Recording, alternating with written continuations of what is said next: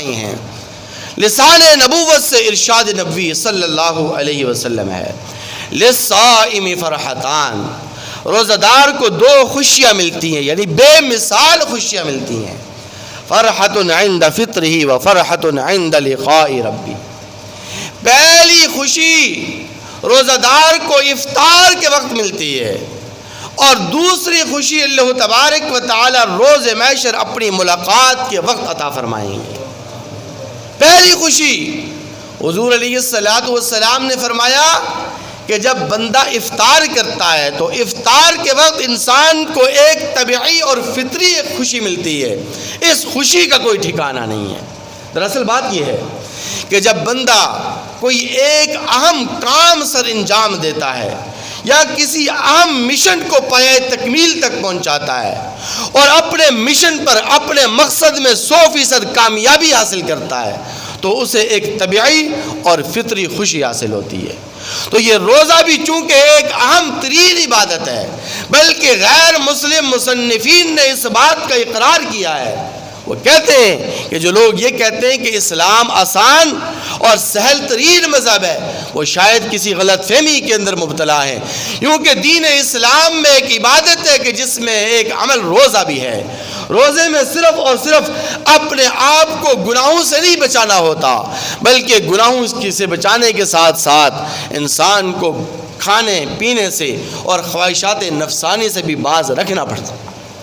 اس لیے روزہ کوئی آسان عبادت نہیں ہے، بہت اہم ترین عبادت ہے۔ تو جب انسان افطار کے وقت اس اہم ترین عبادت کو پائے تکمیل تک پہنچاتا ہے تو اس کو ایک طبعی خوشی حاصل ہوتی ہے۔ اس لیے نبی کریم صلی اللہ علیہ وسلم نے فرمایا کہ فرحت عند فطرہ،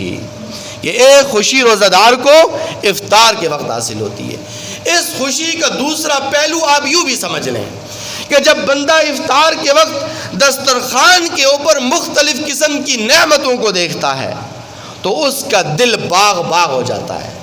میرے مسلمان بھائیوں، میں پہلے بھی یہ بات عرض کر چکا ہوں کہ کتنا ہی غریب ترین انسان کیوں نہ ہو، کتنا ہی مفلس اور نادار مسلمان کیوں نہ ہو، عام دنوں میں سال کے 11 مہینوں میں شاید اس کے دسترخوان پر فروٹ آئے یا نہ آئے، لیکن رمضان المبارک کے مہینے کی برکت سے وَيُزَادُ فِيهِ رِزْقُ الْمُؤْمِنِ، اس مہینے کے اندر چونکہ مومن کے رزق میں اضافہ کر دیا جاتا ہے، اس اضافے کی برکت سے ہر غریب، ہر امیر، ہر مفلس اور ہر نادار کے دسترخوان کے اوپر کچھ نہ کچھ فروٹ آپ کو ضرور نظر آئے گا، مختلف قسم کی نعمتیں آپ کو سجی ہوئی نظر آئیں گی۔ تو جب بندہ ان مختلف نعمتوں کو اپنی آنکھوں کے سامنے دیکھتا ہے تو اس کو ایک طبعی اور فطری خوشی حاصل ہوتی ہے۔ اور میں آپ کو اس سے بھی زیادہ عجیب بات بتلاؤں، اس خوشی کو حاصل کرنے کے لیے ایسا بھی ہوا ہے تاریخ اسلام کے اندر اور انسانوں کی تاریخ، بلکہ تاریخ انسانیت آپ کہہ لیں، کہ غیر مسلموں نے روزہ اسی لیے رکھا ہے کہ تاکہ انہیں افطار کے وقت یہ خوشی حاصل ہو۔ اور ابھی پچھلے دنوں میں نے اخبار میں پڑھا، پتہ نہیں کوئی غیر ملکی کرکٹر ہیں، انہوں نے بھی روزہ رکھا ہے۔ اب پتہ نہیں وہ مسلمان ہیں، یعنی اس کی میری تحقیق تو نہیں ہے، تو انہوں نے روزہ رکھا ہے، مسلمانوں سے اظہار یکجہتی کے لیے رکھا ہے یا پتہ نہیں کیوں رکھا ہے، نام مجھے نہیں آتے ان کے، میں نے اخبار میں پڑھا تھا، تو انہوں نے بھی روزہ رکھا ہے۔ تو شاید یہ افطار کے وقت کی خوشی کو حاصل کرنے کے لیے انہوں نے روزہ رکھا ہے اور روزہ رکھتے رہے ہیں۔ ہمارے اکابر میں ایک بہت بڑی عظیم ہستی گزری ہیں، ان کا نام ہے مولانا ابو علی حسن ندوی رحمۃ اللہ علیہ۔ انہوں نے یہ تقسیم ہند سے پہلے کی بات ہے، ایک تقریر ریڈیو پاکستان کو ریکارڈ کروائی۔ اس وقت ریڈیو پاکستان ہی چلتا تھا، یہ پی ٹی وی اور یہ کیبل ویبل ڈش وغیرہ کچھ نہیں تھی۔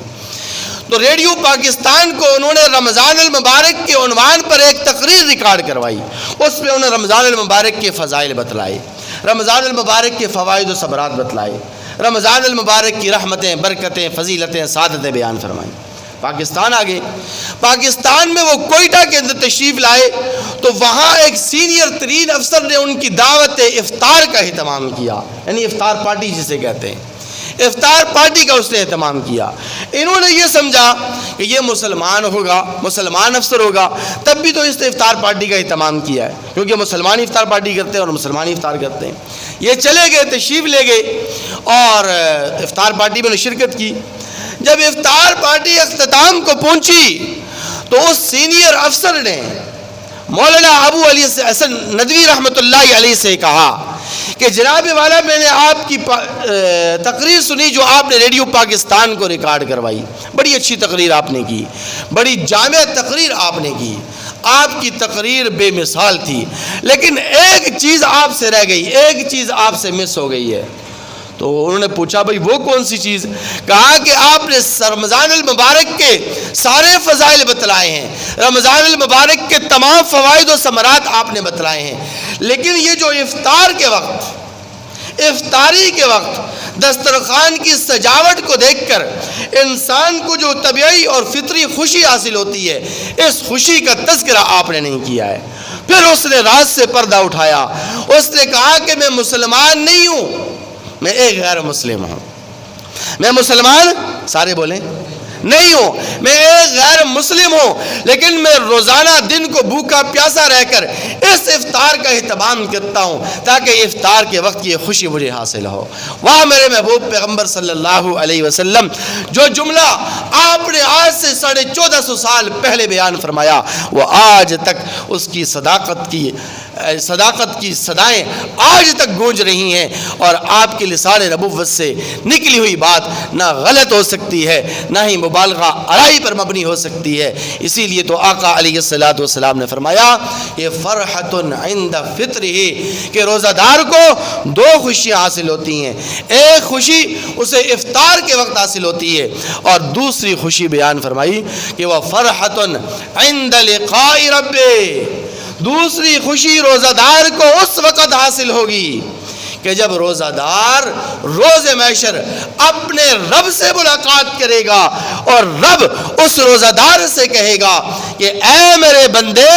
تو میرے لیے 29-30 دن بھوکا پیاسا رہا، تو نے میرے لیے بھوک کو برداشت کیا، پیاس کی شدت کو برداشت کیا، تو نے میری خاطر گرمی کا روزہ رکھا، تو نے میری خاطر کھانے کو چھوڑ دیا، پینے کو چھوڑ دیا، خواہشات نفسانی کو تو نے ترک کیا،